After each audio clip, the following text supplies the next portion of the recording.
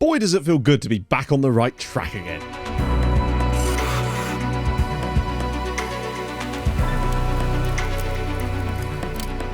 As always, if you have been enjoying the series up to this point, do drop a like on it. That would be spectacular. Really helps out the channel and all that. No bush beating today, we jumping in.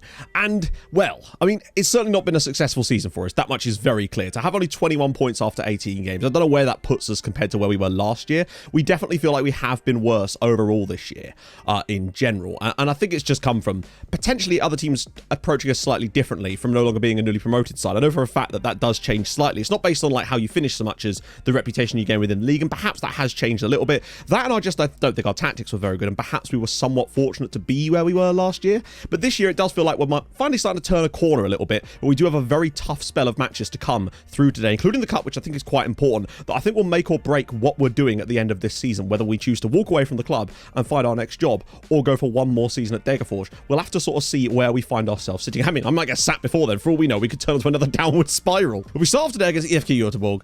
They're having a good season in 4th place in the league. They're one of the better sides in here and probably should be right towards the top as it goes. They've been much better than last year. They were one of the sides that we beat out to get into that European spot last year. Admittedly, they did also... No, they didn't, did they? Of course they didn't. But we also sit 16 points behind them with 12 matches to go. I would consider a successful end of the season if we could get ourselves back up to maybe 8th or 7th place, which really is only 4 points away. And we actually have a better goal difference than some of the teams above us, incredibly. So I don't think it's beyond the realms of possibility should we get the right result. But a lot of tough fixtures to come, particularly in today's video as it goes. And especially with that European time midweek, you can see how absolutely shattered this team is. And we're going to require a huge amount of rotation for today's game, whether we like it or not. And I think that's probably going to potentially write this one off, but you just never know. So let's try and figure out who's going to play and where. Lindell can't start. Granite's going to have to come in. Bengtsson might have to start because we no longer have Utara because Göteborg, not that it would have mattered because he wouldn't have been able to play in this game anyway. Hoodoo's going to drop out perhaps for... Oh, God, for who, though? That is the question. Let's sort the rest of the team first. And Jelkovic is fine, but Panache can't start this game, which means we're going to have to rely on Mr. I'm drunk all the time, Nicholas Kvistgaard, which I don't feel too good about, but what can we do? Donazite won't be able to start either, so that means an opportunity for Matt Rodriguez. And then with the defenders, I suppose it's going to have to be Lundvik and probably Angani on the right. The only real position we've got left that's a bit of a problem is the Hoodoo one here. And the only conceivable substitution really is Christian Gert to play there. I don't want to put Gert... I could move Kante across and put Gert here. The problem is Kante has such good passing and vision that I don't really want to lose that in spite of his relatively average ratings for Lingo, because he ain't going to come off the bench in this game. Actually, no, I'll do it for Donazite because Kamala at least plays in Donazite's position. So that should at least allow us to cover this off and allow us a fresh side for the weekend's game. There's a lot of apprehensive, nervous, complacent, aggressive... A lot of negative emotions swirling here. This feels like it's going to be a struggle, but at the very least we're at home, but this squad does not feel good to me. I feel a hell of a lot better about it had we actually had some success with the squad in midweek in Europe, and I think we played reasonably well. It was just one of those things that was going to go either way, and as I said in the game, I think that tie really was won or lost in the first leg. The performance there needed to be possibly like a sort of 2-0 victory or something, and I think we would have been good value for it had it come, but it didn't, quite simply. Plus, with our slightly weaker centre-back partnership, I mean, you can see right there, they are going to dominate us in the air potentially. Jallo bringing it forward for EFK again. He's gone past our fullback. Ball in. And it's a relatively simple one for Jenteragic. Oh, he's just given it straight away. Heinz. Oh my God. Andy's managed to fire it in the top corner. Terrible from Nigel Lundvik, and it's cost us a goal. Right on half-time, we were just trying to get there, and that is just shocking. I just don't know what he's trying to do here. Or just don't pass it to the guy who's immediately going to be closed down. With that said, it's still a great effort from Tobias Heinz, and that is bad. Going long, and oh God, don't concede a second one before half-time. It's a bit of a dangerous... Wow, good effort. Yeah, I mean, half-time, we've been non-existent in this match. Like, completely... I say passengers, but passengers are at least in the car. It's going to take some mammoth task in this second half to find anything, really. I just want to see us have a couple of chances. Pin it in. Heinz knocks it down. Right, Kvistgaard could bring this away. He doesn't need to launch this too early. He's got bodies and support, and he could even find a pass, perhaps. Finds Rodriguez. That's not bad, actually. Rodriguez pops it through for Sasha Angelkovic. Back on his left foot, and Angelkovic finds the equaliser. Wow. We don't deserve that, but we found it. Sasha Angelkovic gets the equaliser. 12th goal of the year for him. 11th in the league as well. Makes him top scorer. That's it. Just keep bodies in the way. Oh, that's nice football, and it's well saved. Got to make sure we defend this. Oh, he's going to win it, and it's wide. And again, Lucas down this left-hand side. Alfonsi in tons of space. Again, what a block from Angani. LaRue. It does feel like we're kind of just holding on for dear life, hoping that they don't find the winner. Jallo, poor and wide. 6 minutes. Can we hang on and take a 1-1 draw here with a weakened side? That's the key. And, oh, good save, Jenteragic again. 88th minute. Who did put one in? Linger is on the pitch now. I brought him off the bench to give us a bit of late height from a set piece, perhaps, and there's the height! And there's the header. The weakened side, at home against a much better side than us at the moment, for sure, look like they are. Oh, that must be offside against Saar, right? Surely that's offside. Yes, it is. And surely we're going to get a 1-1 draw here, massively against the run of play. But the chance came, and Anđelković, to his credit, buried it when the opportunity fell to him. And that is a good point for us that I don't think we'd have got before. Even though we haven't been all that great today, the chance came to us, and Anđelković was able to take it. And we defended reasonably well against all the other chances that our opponents could throw at us. And ironically, only really conceded the goal that we did because of our own mistake, giving Einze the ball. So there we go. Degerfors 1, IFK Göteborg 0. We definitely didn't deserve anything from this match, but the lads have managed to get one. And it is nice to see us actually take a point from a game that we didn't deserve anything from. And being able to do that really is the mark of maybe turning things around a little bit there. And it's a point I didn't expect. So maybe we can kick on from this. Didn't do a lot though, I must say. Still massively proud of the lads for coming back there. We now leapfrog over Helsingborg. Don't take a beating at the hands of one of the better sides in this league. And maybe it gives us a bit of a platform to build on. Still going to be very, very tough though, I must say. I don't expect us to get too many more good results, but we'll have to see. So let's get cracking. Kvistgaard did miss once again training. I cannot believe this man keeps doing this. Like, mate, you're not playing anymore for this club unless I have no choice. Ibrahim with the ball through, and it's a good piece of tackling. No, it's not. It's a penalty. And Ghani has tripped him instead. I thought he got the ball. Jetupa from the spot, and it's 1-0 to Icor after 25 minutes. First opportunity the whole game for either side, and we lose. Clipping it long. Panache actually does bring this down. Drops it for Donazite. Where's the run? There's the run.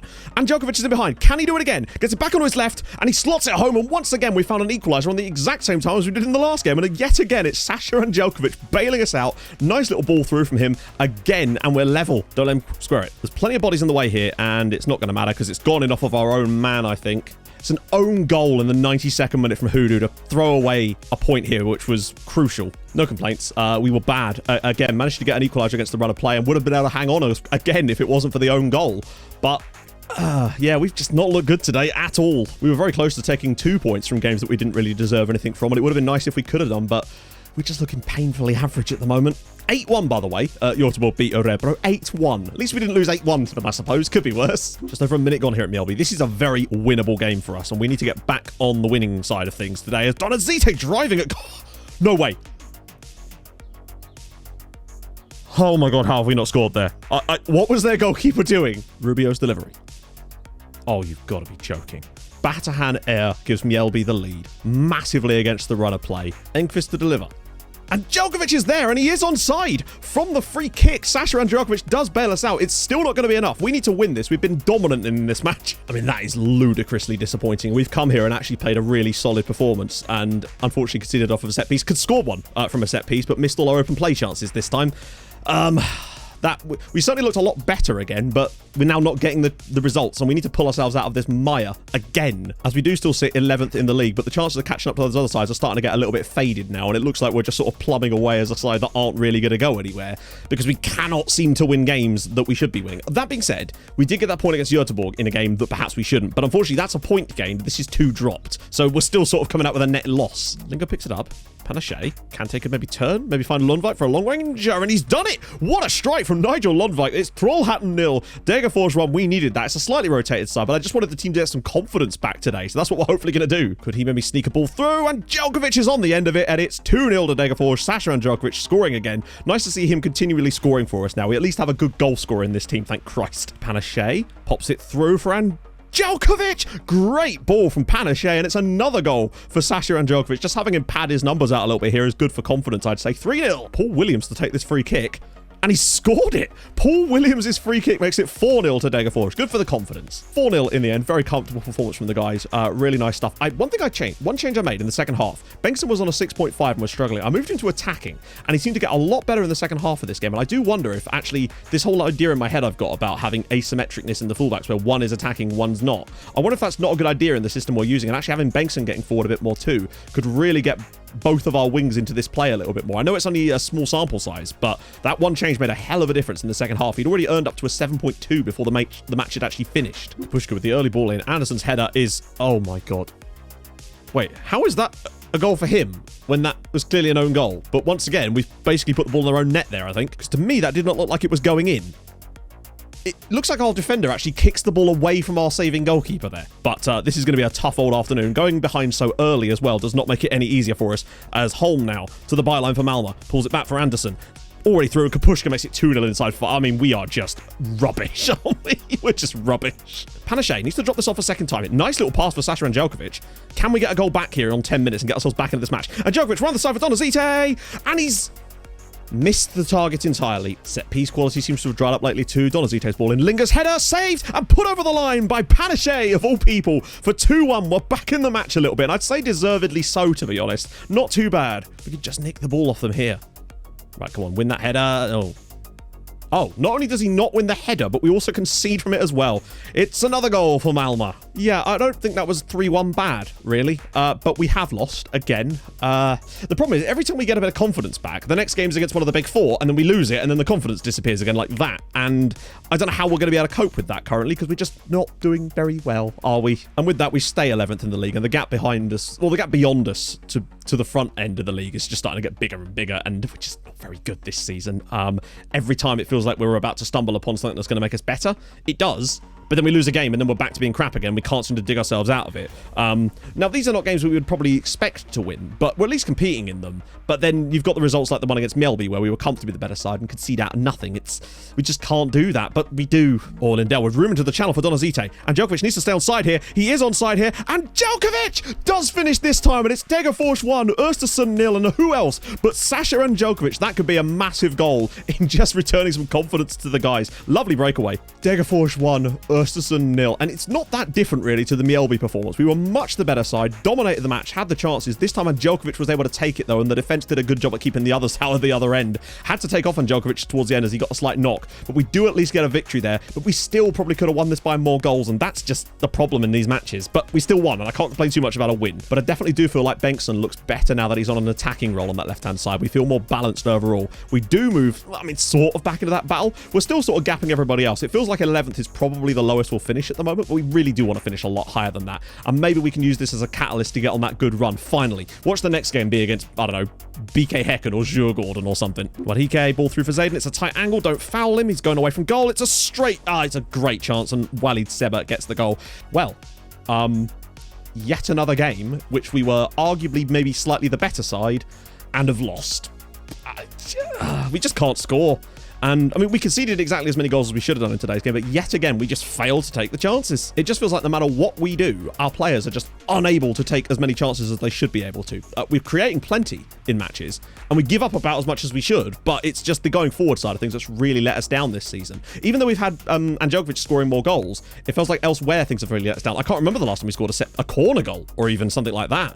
But yeah, losing directly to the team below us is just abject again. Given that we're coming up to the final game, I figure we take a look at where we perhaps should be sitting, particularly with the amount of time that we've had now this season. And actually, looking at it, we're not scoring that many, or by one, less than we should be. And we have conceded a couple more, perhaps, than we should be, but only, you know, a minimal amount, really. 3 is still perhaps a little bit, particularly when it comes to XG and XA, etc. But it's the -8 on the points thing that has really cost us. And the thing is, we're only still looking at maybe being an 8th place team, which is exactly kind of where I expected that we would probably end up being this year. We've kind of met that. We have not been as good as last year, as you can see, just from output purely. But we've certainly not been as bad as our league position would suggest. And from looking at that, it seems that it's less about us missing our chances, although we have done that.